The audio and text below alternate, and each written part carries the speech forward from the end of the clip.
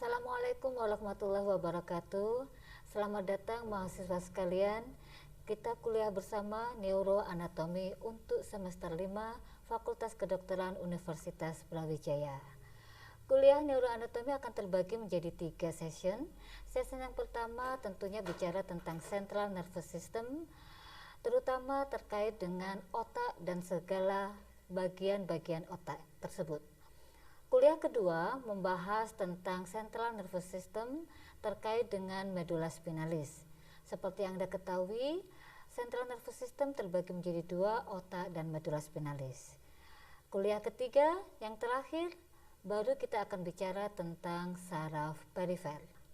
Baik, untuk kuliah yang sekarang kita akan bicara tentang Central Nervous System, terutama terkait dengan otak. Otak ini lebih kompleks dibanding yang lainnya. Maka untuk kuliah yang pertama ini, siapkan waktu, siapkan konsentrasi, karena kita akan membahas secara lebih detail dan lebih menyeluruh terkait dengan organ yang selama ini kita familiar, otak, tetapi mungkin struktur-struktur detail di dalamnya kita belum terbiasa mendengar nama-nama struktur tersebut dan fungsinya. Saya akan memulai dengan memperkenalkan kehidupan kita sehari-hari sebagai bahan refleksi kita bersama. Ini adalah kejadian contoh seseorang bisa saja mengalami satu peristiwa yang tidak sengaja, tertusuk paku misalnya ya. Kemudian terjadi luka di tangannya, lalu dia merasakan pain, merasakan sakit di situ. Ada perdarahan, kemudian coba kita telaah bersama, rasa sakitnya ada di mana? Apakah spesifik di bagian yang terluka? Lihat bahwa sakitnya di bagian yang terluka di tangan, tetapi ternyata respon yang dihasilkan tidak sekedar di tangan, ada ekspresi wajah yang berubah. Kemudian tentunya terbayang oleh kita ketika si bapak ini merasakan sakit, maka tentu akan ada aktivasi sensorik dan motorik yang bekerja secara teratur, diterima oleh saraf pusat dan kemudian dikembalikan di bagian tangan tersebut. Dengan refleksnya mungkin dia akan menarik bagian tangannya supaya tidak, atau menahan kulitnya supaya tidak terjadi perdarahan lebih lanjut ya. Tentunya semua kejadian yang menimpa kita akan terkait dengan satu sistem yang mengaturnya. Sistem itu adalah sistem saraf, dan saat ini kita sedang mempelajari sistem tersebut ya. Anda bisa membaca ilustrasi ini di rumah dan kemudian Anda bisa memaknai beberapa keyword di dalamnya, yang tentu keyword tersebut akan saling terkait sesuai dengan konsep kita ketika kita mempelajari tentang sistem saraf. Oke, oleh karena itu pada waktu kita belajar sistem saraf sebagai pendahuluan ya, supaya kita memaknai struktur itu dengan baik, bukan sekedar menghafalkan struktur tersebut, maka nanti ada beberapa key point yang harus Anda pahami sehingga Anda bisa membedakan antar satu dengan yang lainnya, termasuk juga beberapa bagian yang mungkin kontradiktif. Misalnya, kita nanti akan mempelajari tentang saraf pusat dan saraf tepi, maka pembeda pusat dengan pembeda tepi itu ada di bagian mana saja Anda harus bisa menguasai. Kemudian juga ada perbedaan antara saraf motor dan saraf sensor. Siapa saja yang termasuk saraf motor dan saraf sensor. Kemudian ada saraf somatik dan saraf otonom. Apa yang disebut dengan somatik, apa yang disebut dengan otonom. Itu semua terkait dengan struktur. Dan struktur tidak bermakna kalau tidak kita kaitkan dengan fungsi. Ada fungsi yang terkait dengan sistem saraf adalah fungsi eksitasi dan fungsi inhibisi. Tentu kita tidak membahas itu secara lebih detail di bahasan tentang neuroanatomi. Anda bisa mempelajarinya lebih jauh di faal. Tetapi kenapa disinggung di sini? Karena nanti Anda akan melihat bagaimana fungsi eksitasi dan inhibisi itu difasilitasi oleh struktur untuk bisa menjadikan fungsi struktur menjadi lebih dinamis ya. Lalu ada fungsi regulasi dan fungsi penyaluran sinyal. Dalam konteks regulasi tentu akan ada interaksi antar sinyal, dan sinyal tersebut tidak bermakna ketika dia tidak disalurkan atau didistribusikan kepada organ sebagai pelaksananya. Dan pada akhirnya bahwa secara basically sistem saraf tentu punya fungsi yang sangat penting. Tentunya kita paham fungsi saraf adalah regulasi. Regulasi untuk apa? Lihat ada dua concern utama. Dia tentu berfungsi untuk regulasi homeostasis, menjaga kehidupan kita, basic life kita, sehingga kita tetap bisa bernafas, kita tetap sadar, dan seterusnya. Dan ada fungsi lain, yaitu fungsi yang terkait dengan aktivitas keseharian kita. Nah, dalam aktivitas keseharian kita tentu kita akan melakukan banyak aktivitas, dan aktivitas tersebut tentu akan melibatkan fungsi motor dan juga fungsi sensor, dan di dalamnya tentu akan ada fungsi luhur. Kita akan lihat nanti keterkaitan antar beberapa fungsi ini untuk bisa mengeksekusi satu aktivitas yang dilakukan oleh seseorang. Nah, ini adalah target yang diharapkan Anda penuhi atau juga menjadi dasar bagaimana Anda bisa memahami neuroanatomi secara fungsional. Tidak secara eksplisit kita pelajari keseluruhan, tetapi ini menjadi dasar bagaimana memberikan identifikasi karakter spesifik dari sebuah struktur. Dan tentunya kemudian Anda bisa memadukannya menjadi sebuah pemahaman yang komprehensif sehingga bisa memahami sistem saraf secara keseluruhan dalam kaitannya dengan kehidupan manusia. Oke, kita lanjut kemudian ya. Ini adalah target learning objective yang harus Anda penuhi. Yang pertama tentunya Anda bisa mengidentifikasi struktur saraf secara spesifik karakternya, sehingga bisa membedakan antara satu struktur dengan struktur lainnya.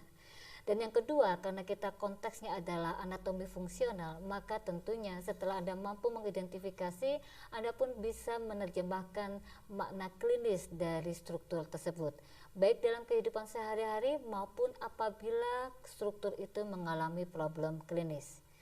Tentu orientasinya kita tetap mengacu pada SKDI sebagai referensi kompetensi yang harus Anda kuasai. Kemudian kaitkan pengetahuan ini tentunya dengan keterampilan klinis yang dikehendaki supaya Anda bisa melakukan diagnosis dan terapi yang sesuai terkait dengan problem klinis yang dihadapi oleh pasien. Dan yang terakhir tentunya pada waktu Anda mempelajari ini semua, maka harapannya akan ada makna bahwa penambahan pemahaman neuroanatomi akan berkontribusi untuk aspek profesionalisme Anda baik sebagai mahasiswa kedokteran maupun sebagai calon dokter. Baik, kita masuk ke sistem saraf anatomi. In general, sistem saraf terbagi menjadi dua. Kalau orientasinya anatomi ya, akan ada beda orientasi kalau Anda lihat di beberapa literatur, kalau misalnya orientasinya faal dan seterusnya. Ini kita orientasinya adalah struktur. Ada dua saraf pusat, yaitu saraf tepi. Saraf pusat terbagi atas otak dan medula spinalis. Saraf tepi terbagi atas saraf cranialis dan saraf spinalis. Kita lihat dulu saraf pusat, otak dan medula spinalis. Otak ada berapa jumlahnya? Tentu ada satu. Medula spinalis juga ada satu. Bagaimana dengan saraf tepi? Nervus cranialis ada 12 pasang. Kemudian nervus spinalis ada 31 hingga 32 pasang. Nah, berarti karena kita bicara struktur, maka struktur itu sudah jelas, bahkan jumlahnya pun sudah ada. Nah, untuk kuliah sekarang ini kita fokus pada satu struktur yang disebut sebagai otak. Hati-hati bahwa otak itu kelihatannya sederhana, tapi ternyata dia menyimpan kompleksitas yang sungguh luas. Hingga sekarang tidak sepenuhnya struktur saraf pusat yaitu otak itu kita kuasai. Masih ada beberapa bagian struktur otak yang kita belum tahu fungsinya. Oke, esensinya bagaimana sistem saraf ini bekerja? Apa bedanya sistem saraf dengan kardiovaskuler, sistem saraf dengan sistem respirasi dan sebagainya? Sistem saraf dikatakan sebagai sistem regulasi. Namanya regulasi berarti dia pengatur. Namanya pengatur berarti tentu dia akan terkait dengan informasi. Ya, kita tahu ada sensor, ada motor, kemudian ada yang menentukan respon terhadap sebuah stimulus yang diberikan oleh sensor. Nah, stimulus itu bisa berasal dari environment, misalnya kita merasakan dingin, panas, atau kita merasakan ada bahaya datang, dan juga bisa juga dari bagian dalam tubuh kita, misalnya kita merasa lapar, atau misalnya ada sakit, terasa sakit, misalnya di bagian lambung dan seterusnya. Nah, stimulus-stimulus tersebut kemudian akan disampaikan dalam alatnya adalah dalam bentuk sensor, tentu maka alatnya adalah saraf sensorik, kemudian diterima di bagian pusat. Ilustrasinya di sini adalah memakai ilustrasi misalnya kantor pos ya. Ada sebuah pesan disampaikan, kemudian diterima di bagian pusat, lalu kemudian bagian pusat ini menyalurkan balik responnya. Jadi ada stimulus, ada perencanaan atau regulasi terkait dengan stimulus tersebut, sehingga kemudian terjadi respon, dan respon itu diserahkan balik kepada yang bersangkutan tadi. Jadi itu prinsip regulasi dari sistem saraf. Tentu akan berbeda dengan sistem lain tadi. Jadi misalnya kardiovaskular terkait dengan sistem dinamika cairan, respirasi terkait dengan sistem dinamika proses masuk keluarnya gas dan seterusnya. Kalau saraf terkait dengan dinamika dari informasi, baik informasi dari luar maupun informasi dari dalam bentuk stimulus dan respon. Oke, mudah-mudahan dipahami ya, itu konsep dasarnya. Baik, yang berikutnya, ini adalah saraf mikroskopis dari sel saraf. Kita sudah mulai masuk ke strukturnya. Kita awali dari struktur mikroskopis dulu.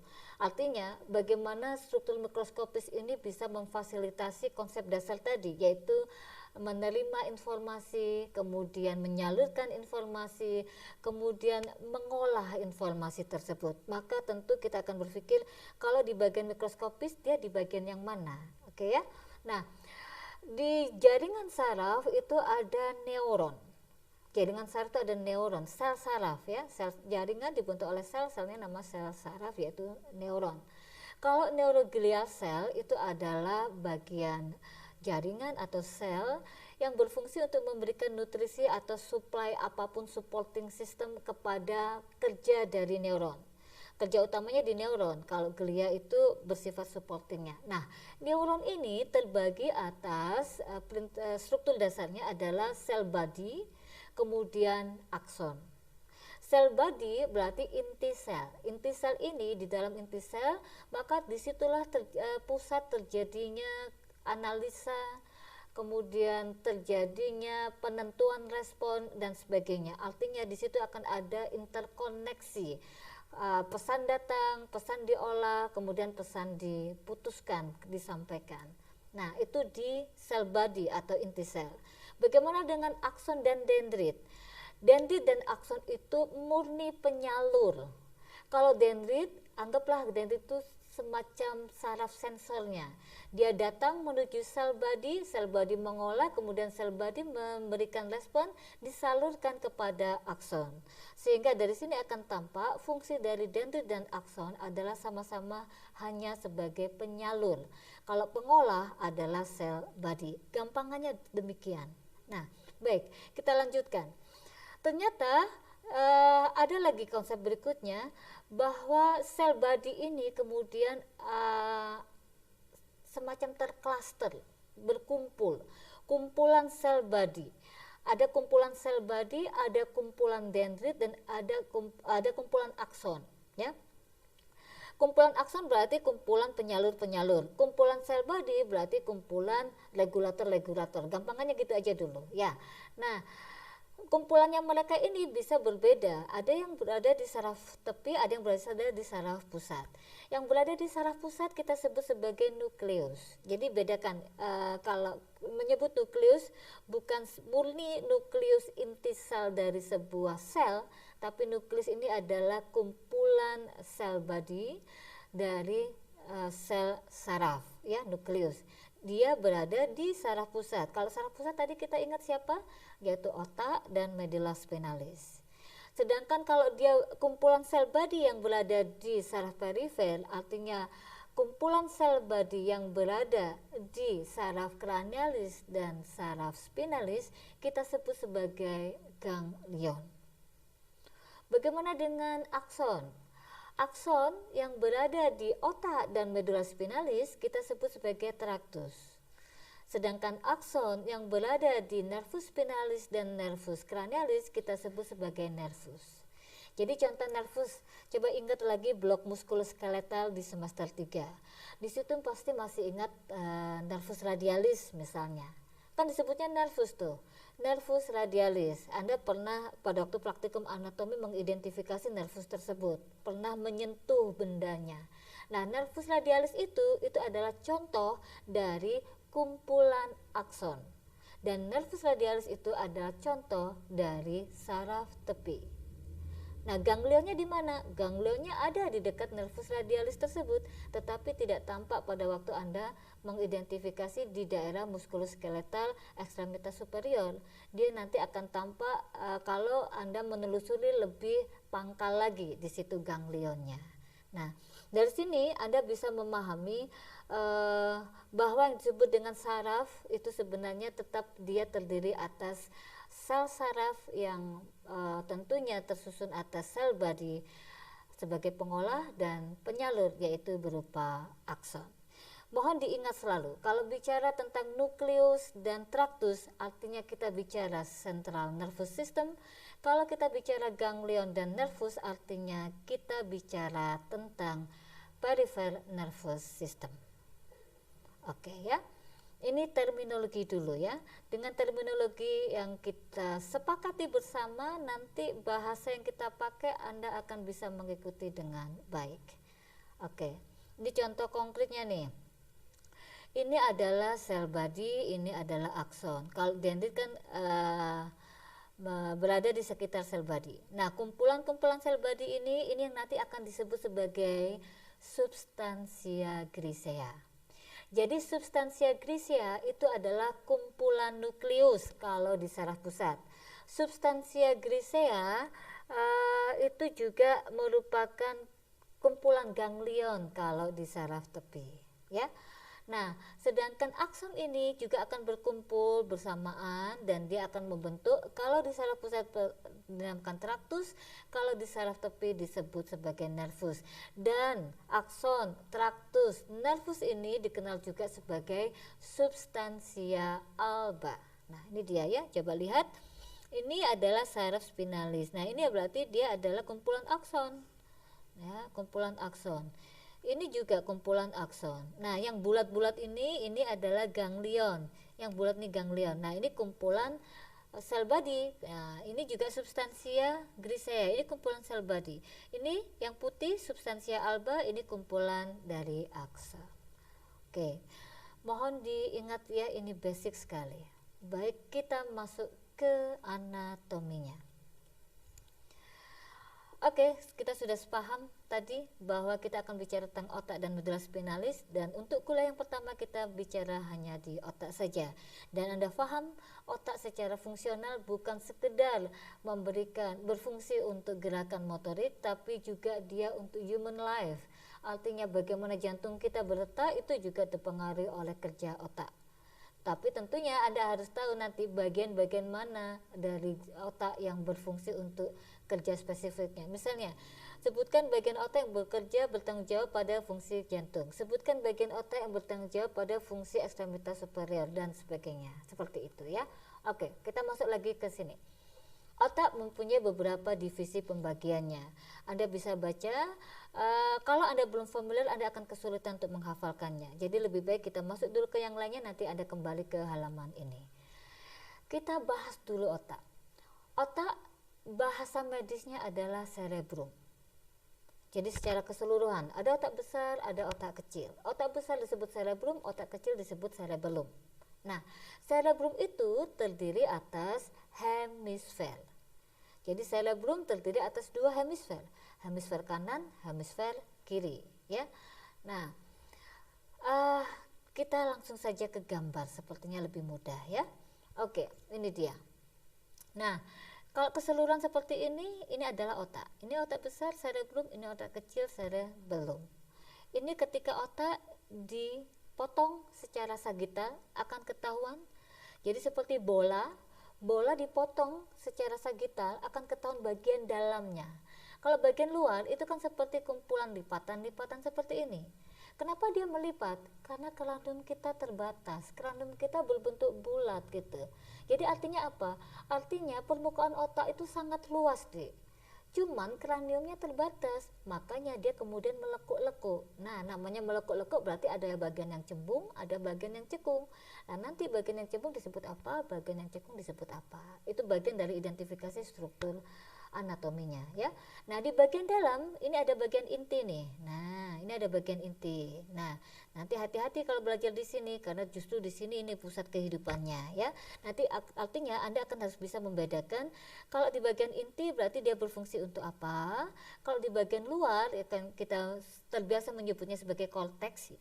Korteks itu semacam kulit ya, kulitnya cerebrum itu korteks ya. Jadi ada korteks, ada hemisfer, kemudian ada cerebrum. Nah, ini bagian korteks. Nah, ini bagian dalam. Bagian dalam nanti ada sebutannya lagi. Nah, ini cerebrum bagian bawah nih. Nah, lihat ya. Cerebrum bagian bawah. Ini bagian intinya, ini bagian luarnya. Jadi ini ada permukaan otak. Oke, ini gambaran sekilas, tidak ada yang perlu dihafal. Belum ya. Kita masuk lagi ke sini. Nah, seperti yang kita paham tadi, pasti semua saraf pasti ada albanya, ada griseanya. Kenapa? Ya karena makroskopis terdiri dari susunan yang mikros dulu kan ya. Nah, artinya sel sarafnya saja ada sel body, kemudian sel saraf juga ada akson. Maka dalam konteks makroskopisnya ketika kita bicara struktur saraf pasti harus ada sel body-nya juga harus ada aksonnya. Nah, kemudian tinggal lihat saja penamaannya disebut apa ya. Jadi pasti ada substansia grisea dan substansia albanya. Oke, balik lagi kita ke otak nih. Otak tadi ada lekuan, ada cekungan. Lah, lekuan ini disebut yang melekuk, mencembung tadi disebut gyrus, yang cekung disebut sulcus dan viscera ya. Nanti harus tahu namanya, misalnya sebutkan gyrus apa saja yang ada di otak misalnya. Tentu kita akan melihat dia tergantung dia disebut lobus apa karena orientasinya nanti di kranium. Tentu Anda sudah familiar dengan kranium kan karena dia sudah di semester awal, di semester berapa BMS 2 ya, di semester 1 atau 2 gitu ya. Nah, oke, ini mengingat lagi tentang konsep neuron. Kita balik lagi nih, ini adalah korteks. Maka sesuai dengan orientasi pada kranium, Anda harus lihat betul mana depan, mana belakangnya. Ya, ingat yang ada cerebellumnya berarti dia adalah belakang. Ya, sehingga dari sini ini kebetulan bagus ada warnanya, maka tentu Anda akan tahu mana lobus frontal, ingat kranium ya, mana lobus parietal, mana lobus temporal, dan occipital. Oke, itu dasar dulu. Kita masuk lagi. Nah, di lobus-lobus tadi kan ada banyak gyrus tuh, ini kan gyrus ya, ini gyrus ya, lekuan dan sulcus. Nah, gyrus-gyrus tersebut itu ternyata merupakan area-area dengan fungsi yang spesifik ya, area-area dengan fungsi yang spesifik.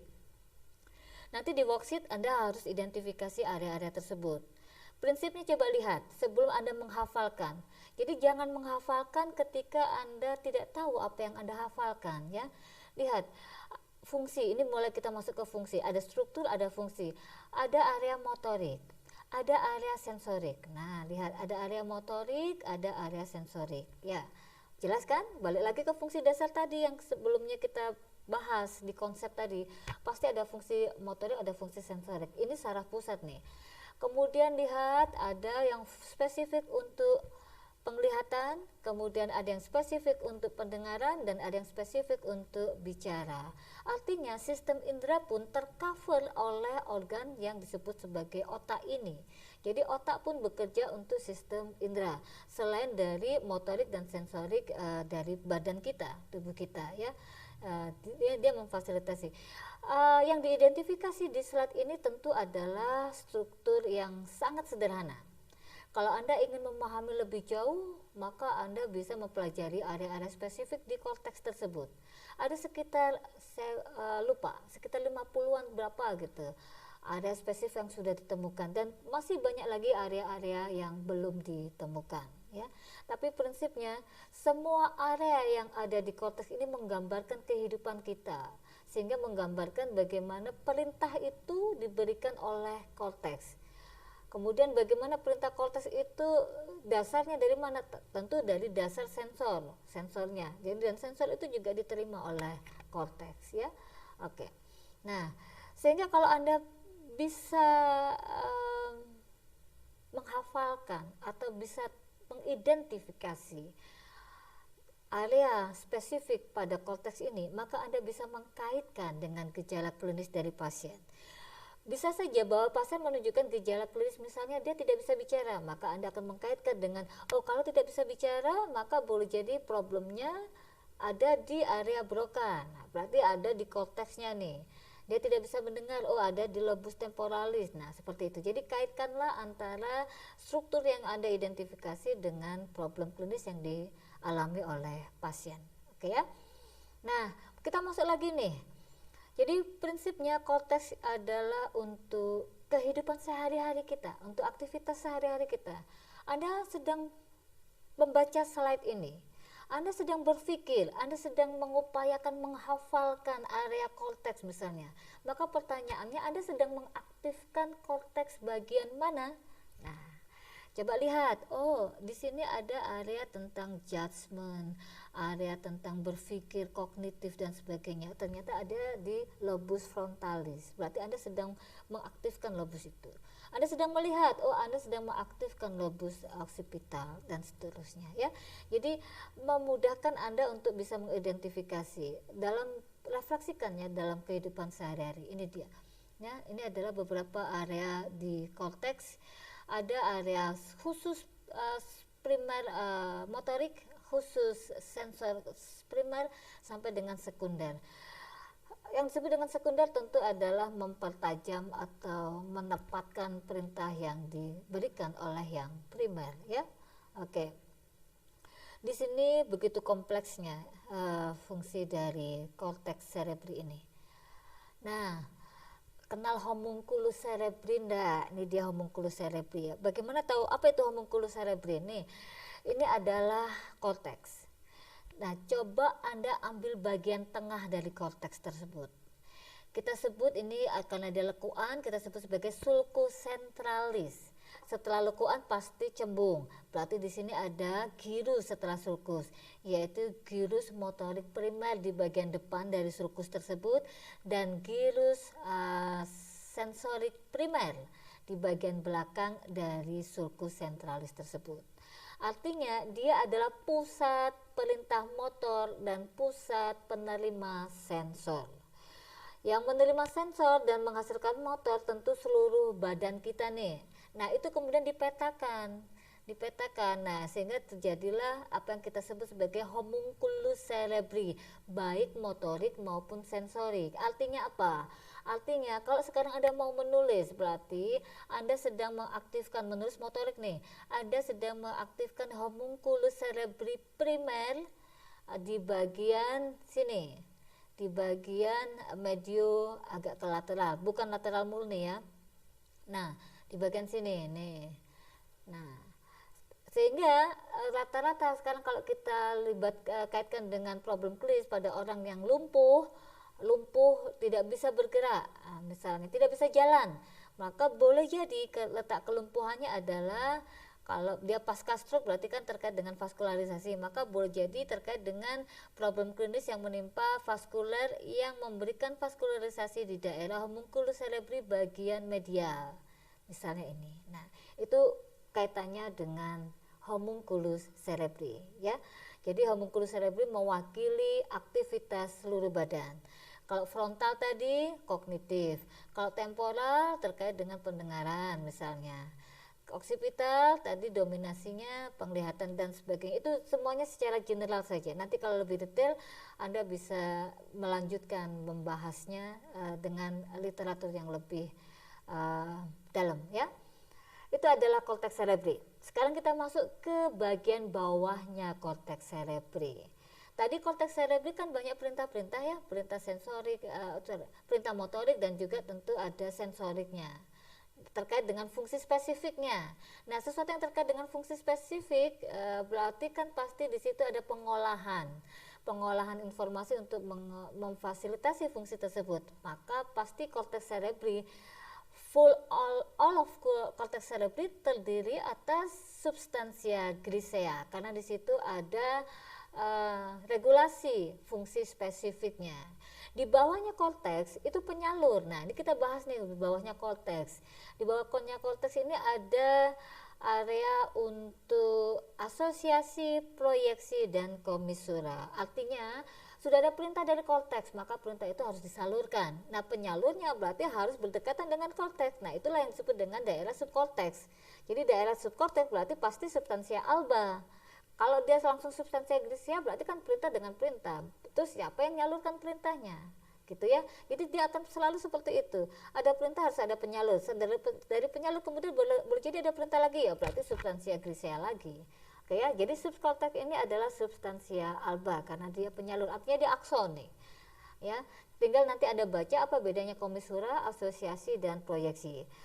Kenapa dibedakan ya supaya Anda tahu dimensi dari penyaluran itu arahnya kemana saja. Bisa antar hemisfer kanan dan kiri, bisa dari korteks menjadi subkorteks, dan juga bisa berada dalam satu segmen, jadi tidak berpindah daerah dan seterusnya. Ya, itu adalah dimensi arah dari proyeksi, dimensi arah dari distribusinya. Nah, di bawahnya substansia alba yang subkorteks tadi tentu masuk lagi ke grisea. Kita masuk lagi ke perintah yang lebih spesifik. Jadi bayangkan bola tadi, otak itu adalah bola, ada eksternal yaitu korteks, kemudian kita masuk ke bagian lebih internal dari korteks, jadi masuk ke bagian dalam internal, itu adalah subkorteks dengan albanya.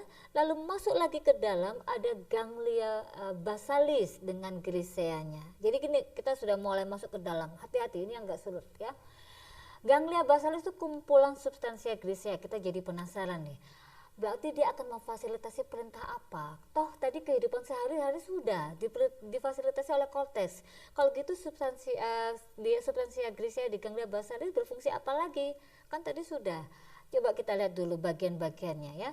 Ganglia basalis terdiri atas beberapa, dalam tanda petik organ ya, beberapa struktur kecil lagi.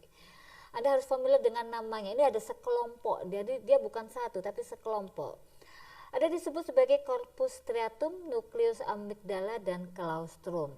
Corpus striatum terdiri atas caudatus, kemudian lentiformis, di mana lentiformis terdiri atas globus pallidus dan putamen. Duh, banyak ya, kita belum familiar nih. Pelan-pelan saja. Oke, kita mulai dari yang spesifik dulu, yang kecil, yang sudah nggak terbagi lagi, yaitu apa? Putamen dan globus pallidus.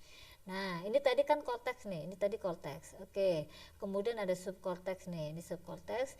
Nah, kita masuk ke bagian tengahnya, ya, bagian tengahnya. Lihat, ini adalah potongan sagital. Potongan sagital, kemudian dilihat artinya bagian yang di belakang sana tadi itu adalah eksternalnya. Ini bagian internal dari potongan sagital tersebut, ya, potongan internalnya. Oke, nah. Mohon maaf ya. Oke, kita masuk lagi ke bagian internal itu. Bagian internal itu kita mau definisikan globus pallidus dan putamen.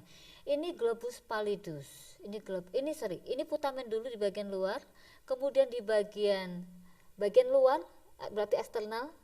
Kemudian bagian internalnya dari eksternal tadi, jadi bagian eksternalnya adalah putamen dulu, kemudian internalnya putamen itu adalah globus pallidus. Karena dia berdekatan, maka si globus pallidus dan putamen ini dikenal sebagai lentiformis. Coba lihat nih di gambar ini akan kelihatan bahwa bagian eksternalnya adalah putamen, kemudian bagian internalnya adalah globus pallidus. Oke ya, sementara percaya aja dulu itu. Nanti kita lihat gambar berikutnya. Yang berikutnya adalah caudatus. Di mana caudatus? Nah, ini dia caudatus. Caudatus ternyata ada di bagian atasnya mereka berdua nih. Nih bagian atasnya mereka berdua. Kemudian setelah dari bagian atas keduanya, maka dia kemudian terproyeksi ke depannya, di bagian depannya. Dari bagian depan, kemudian dia masuk ke bagian bawah, dari bagian bawah kemudian baru di situ akan ketemu nukleus amigdala. Nah, ini nukleus amigdala. Oke, jadi kita udah ketemu putamen, globus pallidus, caudatus, dan amigdala. Lah nanti claustrum di mana? Claustrum di bagian eksternalnya putamen nanti. Nah, buktinya apa? Ini kan tadi potongan sagital. Coba kita lihat potongan koronal. Nah, ini dia koronal ya. Ini kita belum ke inti yang sebenarnya. Ini masih subinti ya. Nah, ini lihat, ini dia ini adalah lentiformis tadi. Masih ingat lentiformis tadi terdiri atas putamen dan globus pallidus. Ini eksternal, ini yang saya sebut tadi eksternal. Eksternal ini terdiri atas putamen. Nah, yang ini globus pallidus. Paham ya? Putamen, globus pallidus. Dan saya sebut tadi bahwa claustrum terletak eksternalnya putamen. Nah, claustrum ini. Nah, ini claustrum. Claustrum dia eksternalnya putamen. Oke ya, coba pelan-pelan dipahami. Tadi paling eksternal adalah cortex cerebri ya. Oke, cortex cerebri substansia grigia. Lalu internal cortex cerebri ada apa ini? Akson-akson, subcortex ya, subcortex. Nah, kemudian internalnya lagi nanti akan ketemu ganglia basalis. Ketemu ganglia basalis, di mana ganglia basalis terdiri atas putamen, globus pallidus, claustrum. Nah, caudatusnya di mana? Ini caudatus. Kok bisa ada di situ? Iya, tadi kan saya bilang bahwa dia berada di bagian atasnya putamen dan globus pallidus. Nah, memang dia di bagian atasnya cenderung ke medial, artinya cenderung ke internal. Kemudian nanti dia menuju ke bagian bawahnya sampai ketemu dengan amigdala. Oke, kita masuk lagi globus pallidus. Mudah-mudahan Anda hafal ya. Oke, sebelum masuk berikutnya, maka ini saya tekankan karena saya mau memanfaatkan gambar ini gitu ya.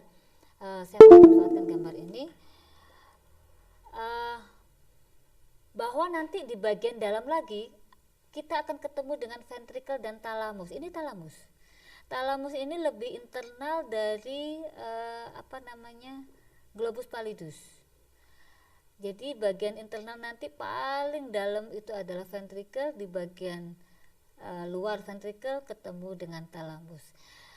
Gambar ini bermakna karena nanti kalau Anda misalnya membaca CT scan otak, berarti Anda harus mendefinisikan nih, ada problem di mana? Di korteksnya kah, di subkorteksnya kah, atau di ganglia basalis, atau di thalamusnya, atau di ventricle-nya. Oke, sejauh ini kita masih bicara di ganglia basalis. Kita belum bicara thalamus, belum bicara ventricle. Oke. Nah, sekarang bisa ada uji coba. Tidak ada nama-nama di sini, tidak ada nama-nama. Nah, karena tidak ada nama-nama, coba ada identifikasi sendiri. Coba ya. Nah, oke, ini adalah korteks, ini subkorteks. Nah, ini ada garis kecil. Nah, grisea ya, kan kumpulan grisea tadi. Ini claustrum, karena dia claustrum, maka berarti ini adalah putamen. Ya, kalau dia ini sudah putamen, maka berdekatan pasti adalah globus pallidus. Nah, sudah. Kemudian di bagian atasnya dia, ini pasti atas medial nukleus caudatus. Kemudian medial dari ganglia basalis ini pasti adalah thalamus. Nah, paling medial nanti inilah ventricle. Gampangannya demikian ya. Kalau skema 2 ini adalah skema bagaimana kerjasama antara ganglia basalis tadi dengan thalamus ya. Ini ganglia basalis semuanya. Ganglia basalis bekerja sama dengan thalamus, kemudian nanti mereka bekerja sama dengan korteks. Nah, artinya akan ada kerjasama antara korteks dengan ganglia basalis. Dalam fungsi apa? Kita akan pelajari berikutnya. Ini dia fungsinya. Lihat fungsi ganglia basalis. Tadi kan semua perintah ada di korteks. Lalu ngapain ada ganglia basalis? Ternyata ganglia basalis itu berfungsi untuk mempertajam perintah korteks. Coba ingat daerah korteks tadi, bahwa daerah korteks ada daerah korteks motorik primer, ada daerah korteks sensorik primer, dan berdekatan dengan situ ada daerah motorik sekunder, ada daerah sensorik sekunder. Anggaplah demikian juga di sini. Untuk gerakan movement apapun, perintah itu ada di korteks. Nah, untuk mempertajam maka kemudian sekundernya adalah ada dalam tanda petik ya, maka ada di ganglia basalis. Mempertajam dalam hal apa? Misalnya gini, perintahnya adalah perintah menulis gitu ya. Nah, Anda kan harus tahu tuh. Coba lihat bentuk tulisan Anda semua. Ada yang tulisannya bagus, ada yang tulisannya ya agak kacau. Mungkin karena merasa dokter tulisannya jadi gak terlalu bisa dibaca misalnya seperti itu ya. Nah, yang tulisannya bagus sampai terukir dan sebagainya boleh jadi ganglia basalisnya sudah terlatih, artinya ada ketepatan melakukan perintah menulis itu. Kalau misalnya jadi ada ada gerakan motorik, kan ada gerakan motorik kasar, ada gerakan motorik halus. Nah, ganglia basalis ini yang memperhalusnya, mempertajamnya. Jadi dia yang menentukan kapan startingnya, kapan stopnya, dan kapan regulasinya, kehalusan. Ada yang berjalan dengan lembut, ada yang berjalan dengan apa istilahnya tidak teratur dan sebagainya ya. Oke, jadi itulah fungsi ganglia basalis, bekerja sama dengan korteks untuk melaksanakan perintah, mempertajam perintah ya. Oke, kita masuk struktur yang lebih dalam lagi sekarang, lebih dalam dari ganglia basalis. Bisa ditebakkan tadi kita sudah ketemu putamen, globus pallidus, kemudian kan di bagian internal tadi sudah saya tunjukkan. Siapa dia? Dia ada talamus. Talamus punya keluarganya itu ada subtalamus, epitalamus, dan satu keluarga lagi yang Anda sudah familiar kalau Anda sudah melewati blok endokrin, ada yang disebut sebagai hipotalamus. Nah, keluarga talamus ini dikenal sebagai diencephalon. Diencephalon tadi kan terletaknya di inti ya, sehingga dia disebut sebagai inti sentral cerebri. Sesuatu yang terletak di inti pasti dia terlindungi. Kalau dia terlindungi, maka fungsinya adalah fungsi yang vital. Maka kita akan lihat nanti kenapa dia berada terlokasikan di inti, kenapa dia begitu terlindungi, apa sih fungsinya, dan apa saja kekhasan dari struktur ini. Nah, ini dia talamus. Nah, lihat ya, ini adalah korteks cerebri tadi, kemudian dilihat dari luar, dia berdekatan. Sesuatu yang berdekatan berarti dia benar-benar di inti. Kalau dia agak kolateral kan pasti ada sesuatu di antara keduanya, sehingga pasti dia tidak di inti, mungkin dia di subinternal gitu saja. Tapi dia kalau berdekatan pasti dia di inti. Oke, ini dia fungsinya. Coba lihat sekilas saja. Dia berfungsi untuk dua ternyata, sensor motor ya, sensor motor. Kemudian dia melibatkan beberapa struktur, ada cerebellum, kemudian nuclei basalis, artinya ganglia basalis tadi. Kemudian untuk awareness berarti orang bangun gitu ya. Awareness itu kan kesadaran ya. Kemudian bekerja dengan korteks cerebri, subkortikal, sensorik utama. Nah, ini menariknya nih. Ternyata dia juga mengintegrasikan informasi antara organ, viscera, dan somatik. Dia juga berfungsi untuk kesadaran umum, kemudian untuk emosi, dan kemudian untuk memori. Secara keseluruhan, ini kan fungsi dasar ya. Untuk detailnya Anda bisa pelajari di buku. Secara keseluruhan berarti akan tampak bahwa talamus itu berfungsi sangat vital. Kenapa? Hampir semua fungsi otak ada di situ. Fungsi sensor ada, fungsi motor ada, ini kan sensor motor. Kemudian fungsi organ, viscera, artinya organ dalam, ada jantung, paru, dan sebagainya ada. Soma, ekstremitas ada, kesadaran juga ada, emosi juga ada.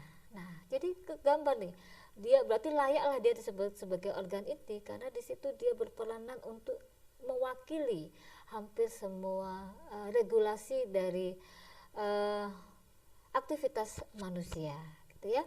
Oke, ini temannya talamus. Apa spesifikasinya hipotalamus dibanding dengan talamus? Jadi talamus lebih cenderung untuk semua fungsi. Hipotalamus ternyata dia punya kekhasan yang spesifik, menandai dirinya dibanding orang lain, dibanding struktur yang lain ya. Oke. Seperti yang Anda familiar tentunya adalah terkait dengan sistem endokrin ya. Lihat, dia mengintegrasikan sistem endokrin dengan sistem saraf. Kita tahu regulator utama keseluruhan fungsi tubuh itu dua, yaitu saraf dan endokrin. Hipotalamus bisa memadukan keduanya. Ya, Anda tahu organ-organ endokrin siapa saja, apa peran hipotalamus di situ, dan sekarang Anda pun akan belajar apa peran hipotalamus untuk sistem saraf, sehingga Anda bisa memadukan peran hipotalamus untuk endokrin dan peran hipotalamus untuk sistem saraf. Yang pasti tentunya hipotalamus ini akan terkait dengan homeostasis. Nah, kalau sudah bicara homeostasis, berarti kita akan bicara tentang vital sign, berarti kita bicara tentang life, tentang hidup, basic life seseorang gitu. Ketika homeostasisnya bermasalah, maka istilahnya nyawanya juga akan bermasalah. Nah, jadi artinya memang benar hipotalamus ini berperanan untuk life seseorang, hidup seseorang. Orang yang berada di ICU dan sebagainya, maka dia sedang mempekerjakan mereka berdua, keluarga talamus ini. Intinya organ-organ yang berada di dalam inti otak ini, ya. Lihat, pengaturan suhu, cairan tubuh, limbik dan sebagainya, semuanya ada juga difasilitasi oleh hipotalamus. Yang khas dari hipotalamus adalah sistem endokrinnya. Nah, bagaimana letak anatomi hubungan antara talamus dan hipotalamus? Kita nggak bicara epitalamus dan subtalamus ya. Dalam konteks profesi Anda sebagai dokter, maka lebih banyak korelasinya terkait dengan problem klinis pasien, kita kaitkan dengan hipotalamus dan talamus. Oke, kalau ini disebut sebagai talamus. Kalau talamus terlihat, maka apakah ganglia basalisnya terlihat? Tentu tidak, karena kan ganglia basalis eksternalnya talamus inti. Maka kalau Anda mau melihat talamus, ganglia basalisnya harus pergi dulu. Nah, ini membuktikan bahwa talamus benar-benar di bagian inti. Kita lihat ini talamus, maka di manakah hipotalamusnya? Hipotalamus terletak di bagian depan dari talamus itu, di bagian depan. Nah, oke. Tadi ganglia basalis yang putamen dan globus pallidusnya hilang. Nah, karena dia ada di bagian atas, nukleus caudatusnya masih tampak, ya. Nukleus caudatusnya masih tampak. Lihat, kalau kita telusuri, nukleus caudatus akan masuk ke tadi amigdala, ini yang ganglia basalis tadi. Nah, kemudian hubungan dari hipotalamus terkait dengan pituitari, hipotalamus dengan pituitari di sini. Nah, di bagian depannya lagi, di bagian depan dari hipotalamus. Itu itu komposisi talamus dan hipotalamus. Oke ya, di bagian inti. Ingat-ingat lagi fungsinya tadi. Fungsinya adalah untuk life, basic life-nya seseorang. Oke, kita masuk struktur lain lagi yang ditemukan di organ otak ini, yaitu sistem limbik, dan nanti kita bicara juga formatio reticularis. Sekarang sistem limbik dulu. Apa spesifikasinya sistem limbik dan di manakah dia berada? Karena kita tadi sudah bicara inti, berarti ini di mana lagi? Tentu di sekitar daerah inti tersebut ya. Sistem limbik. Nah, hati-hati, ini berbeda antara sistem dengan organnya, yaitu korteks limbik atau kadang disebut juga sebagai korpus, disebut juga sebagai gyrus limbik ya. Oke. Sistem, namanya sistem ya, limbik identik dengan emosi, terdiri atas hipokampus. Kita akan lihat nanti di mana letaknya. Amigdala, sudah familiarkan tadi di ganglia basalis, amigdala ujung dari nukleus caudatus.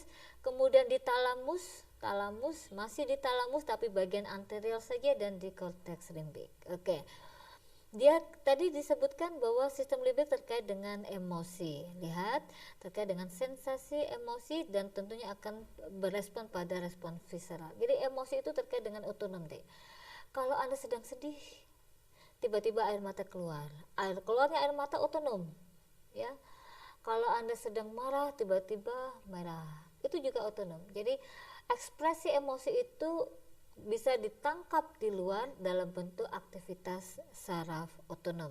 Artinya dalam konteks emosi, maka nanti akan terkait juga dengan sistem kerja otonom ya. Oke, kita lanjut. Di mana sistem limbik itu? Nah, ini dia bagian inti lagi. Nah, Anda sudah familiar dengan talamus ya tadi ya.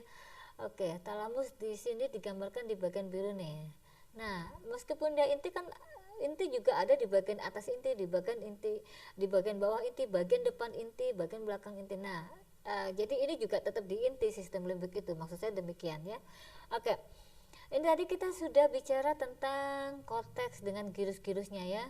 Ada gyrus terkait dengan lobus frontalis dan seterusnya.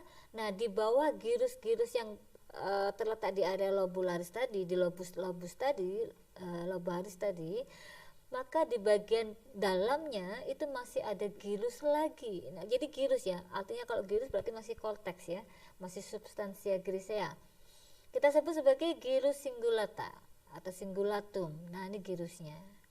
Nah, gyrus ini, cingulatum ini, sometimes pada beberapa literatur Anda akan temukan disebut juga sebagai gyrus limbik.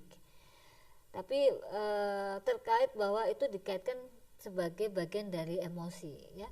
Jadi bisa disebut gyrus cingulata, bisa disebut sebagai gyrus limbik juga. Ini dia gyrus cingulata.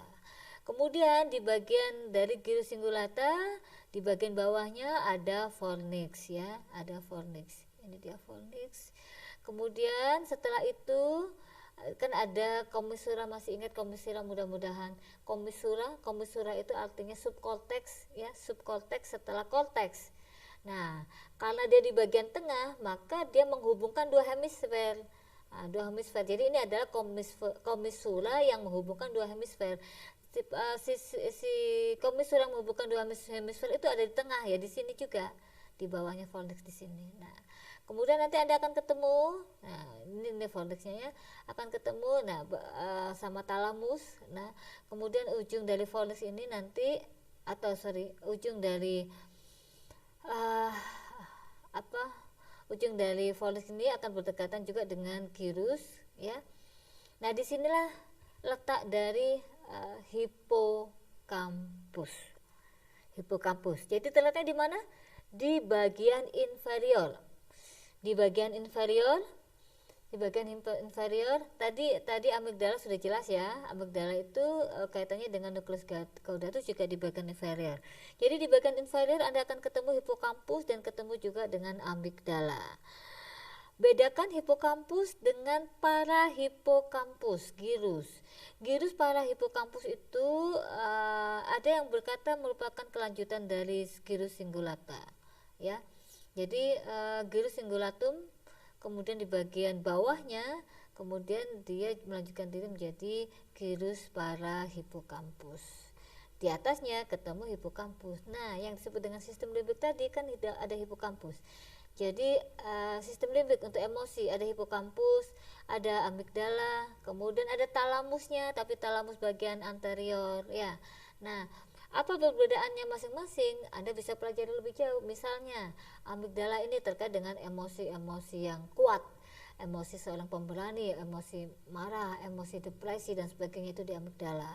Hipokampus terkait dengan memori tentang apa? Memori tentang emosi itu. Nah, jadi misalnya kenapa kok orang tuh cenderung dia bereaksi yang sama pada peristiwa yang sama. Misalnya dia tidak suka kalau nilainya jelek gitu ya. Nah, itu tersimpan soalnya di memorinya, ternyata itu menimbulkan perasaan yang tidak menyenangkan, nilai jelek. Nah, kalau sudah tahu seperti itu kan harusnya mahasiswa belajar dengan baik ya. Supaya kasihan hipokampusnya kalau dia menyimpan file-file memori yang tidak indah gitu ya. Oke, kita lanjut lagi. Mudah-mudahan sudah jelas ya tentang sistem limbik ini. Balik lagi, ada hipokampus tadi sudah ada, amigdala sudah ada, kemudian ada nukleus thalamikus anterior, talamusnya, lalu korteks limbik. Yang disebutkan dengan korteks limbik tentunya adalah gyrus cingulatum ini ya. Kita masuk lagi ke sistem lain, formasi reticularis. Di manakah itu? Apa dulu fungsinya? Formasi reticularis, ini gambarnya formasi reticularis. Coba ingat, Anda kenal nggak dengan konsep yang disebut sebagai ARAS, ascending reticular ya, ascending reticular arousal system ya. Artinya sekarang Anda sadar, Anda sedang mengamati gambar ini atau matricula ini, artinya Anda sedang mempekerjakan formasi reticularis. Tapi kalau misalnya nanti Anda mendengarkan kuliah ini kemudian tiba-tiba ngerti formasi reticularisnya sedang lelah, istilahnya kan gitu ya. Dimanakah formasi reticularis? Dia ternyata letaknya di inti lagi, tapi bukan di bagian ini tadi ya. Dia letaknya di bagian, dimulai dari sini, batang otak. Batang otak itu di inti. Batang otak itu penopangnya otak, tapi dia masuk ke bagian otak, makanya disebut sebagai batang otak. Kalau dia keluar dari otak, dia bukan lagi disebut batang otak atau brainstem. Dia disebut sebagai medula spinalis karena dia memasuki area dari spinal, area dari ossa vertebra gitu ya. Kalau dia berada di dalam kranium disebut sebagai batang otak. Nah, disitulah letak formasi reticularis. Di mana formasi reticularis ini sumbernya sensor tentunya karena kan kesadaran, maka dia kemudian menyalurkan sensasinya mulai dari batang otak kemudian sampai dengan korteks, sehingga kita memutuskan untuk tetap membuka mata, memutuskan untuk tetap berpikir, memutuskan untuk tetap melihat dan seterusnya, mendengar. Itu semuanya adalah bagian dari formasio reticularis ya. Oke, balik lagi tadi ini menginput seluruh sistem sensorik. Serabutnya bersifat aferen bukan eferen ya. Serabutnya bersifat eferen karena setelah orang sadar itu kan mengaktifkan otot juga, sama pada akhirnya ya. Ada sensornya, ada motornya. Orang sadar ada sensor, ada motor. Cuman di awal dari sensor yang kuat dibanding motornya ya. Sensor yang lebih kuat karena kesadaran namanya ya. Dan lihat bahwa kesadaran itu juga melibatkan somatik dan visera, dua-duanya, tidak sekedar somatik saja. Kemudian juga melibatkan endokrin pastinya ya. Itu formasio reticularis. Terakhir kita bicara tentang otak kecil. Sebelum bicara ke otak kecil tadi, otak besar meliputi apa saja, mohon diingat lagi ya. Ada korteks dengan area spesifiknya. Kemudian ada subkorteks dengan fungsi penyalurnya, ada komisura, proyeksi dan asosiasi, traktus nanti ada di situ. Kemudian ada substansia grecia lagi yaitu ganglia basalis yang berfungsi untuk mempertajam perintah dari korteks. Lalu di bagian tengah lagi inti ada diencephalon sebagai pusat regulasi apapun, sensor, motor, somatik, visera, emosi dan sebagainya. Nah, untuk spesifikasi emosi ternyata ada lagi struktur spesifiknya, yaitu kalau talamus tadi kan integrasi untuk semuanya. Nah, kalau yang spesifik di emosi ada sistem limbik. Lalu ada yang spesifik di kesadaran, itu ada formasio reticularis. Jadi kalau Anda kenal GCS misalnya, terima pasien nih, Dok, GCS-nya 456, berarti formasi reticularisnya bagus, artinya batang otaknya bagus. Tapi Dok, GCS-nya kok 122 misalnya, wah itu berarti ada masalah di batang otaknya, sehingga formasi reticularisnya menjadi kurang bekerja, gitu ya.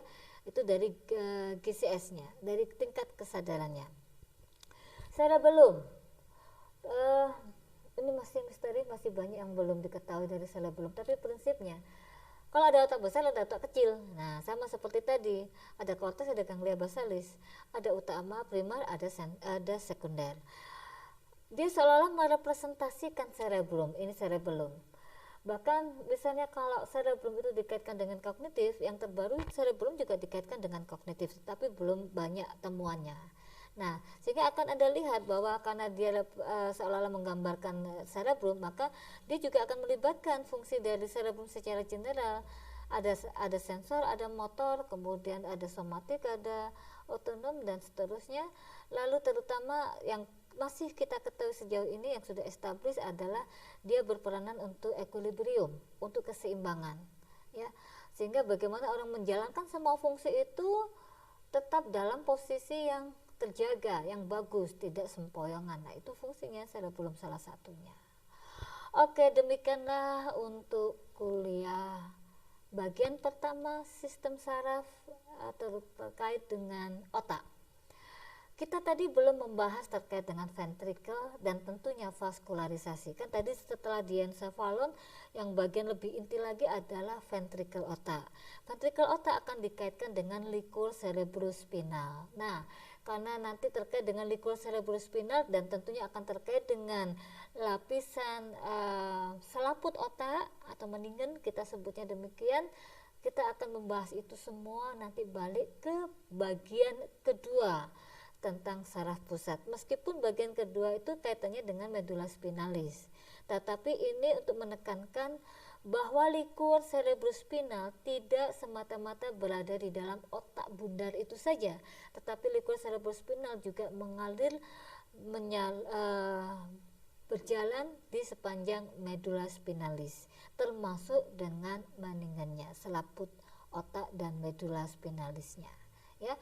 Nah, medula spinalis tentu nanti tidak ada perbedaan in prinsipal antara brainstem dengan medula spinalis. Jadi seolah-olah kita akan bicara bahwa medula spinalis adalah batang otak di dalam medula spinalis adalah batang otak di luar kranium, batang otak adalah medula spinalis di dalam kranium. Gampangannya gitu. Nah, itu akan kita pelajari nanti perbedaan dan persamaan antara keduanya, antara batang otak dan medula spinalis, dan korelasi klinisnya. Kenapa kita perlu mempelajari batang otak dan medula spinalis. Nantikan di bagian kedua kuliah saraf pusat. Baik, terima kasih atas perhatian Anda untuk kuliah kali ini.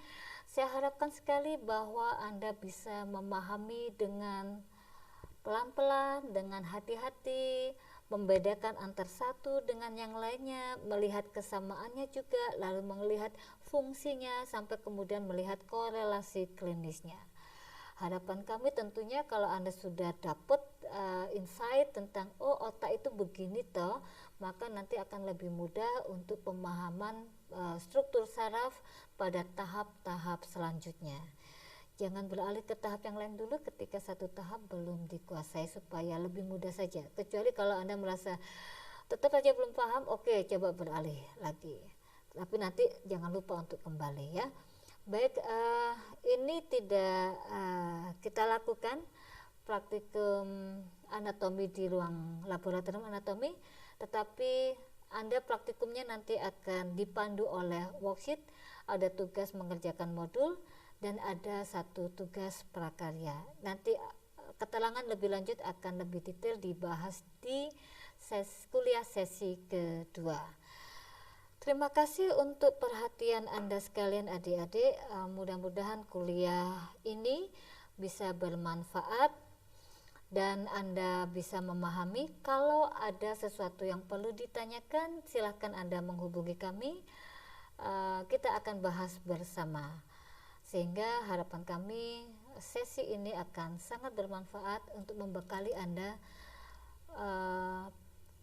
menempuh pembelajaran saraf, klinis saraf pada tahap selanjutnya. Mohon maaf atas segala kekurangan, dan saya sampaikan terima kasih atas perhatian Anda sekalian. Sekian, Assalamualaikum warahmatullahi wabarakatuh.